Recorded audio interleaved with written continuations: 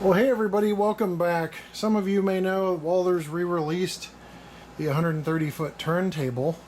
And the last time we took a look at this was just first couple years into my channel. And one of the main complaints that came out of that time was that I crammed way too much into one video. So today, I'm going to go over just how to measure to make sure you have enough space for a Walthers turntable. And some of this is available online, but some of it's a little hard to find.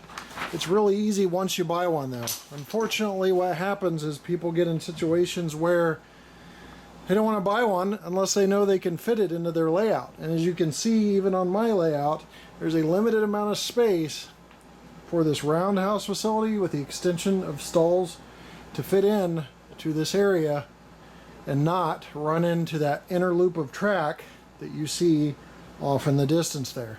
So this first video, the topic again, just looking at measurements, and can you fit a Walthers turntable HO scale 130 footer on your layout. Now the good news is, if we show you the math and it doesn't fit on your layout, there is a 90-foot version that you can still find out and about on the market. So with that said, we're going to look at this. It's pretty simple, but I'm going to give you some pointers on this first video. There's going to be more videos in this series far later into the winter, but I do want to show you this as we baby step our way towards the installation of the turntable. Now I've done some stuff off camera that just kind of was already done when we built the benchwork, so I won't be able to show you that, but I will point it out. So the first thing is, you have a hole diameter of 18 1/4 inches. And you can see that's marked right here on this paperwork. But the overall diameter with the lip is 19 1/8 inches. So that's the first number that you're going to need to see if you can facilitate a 130-foot Walthers turntable on your layout. The second most important thing is that you only have 11 15/16 inches from the center of where that hole would be drawn, you know, the radius of that circle you're doing with that diameter measurement I gave you. So from center line, and this is an actual scale, so I can push this back a little bit as I place this over the hole where the hole is. I've now got to measure 11 15/16 inches from the center diameter to ensure the edge of my roundhouse can fit there. And you can see that listed there as well.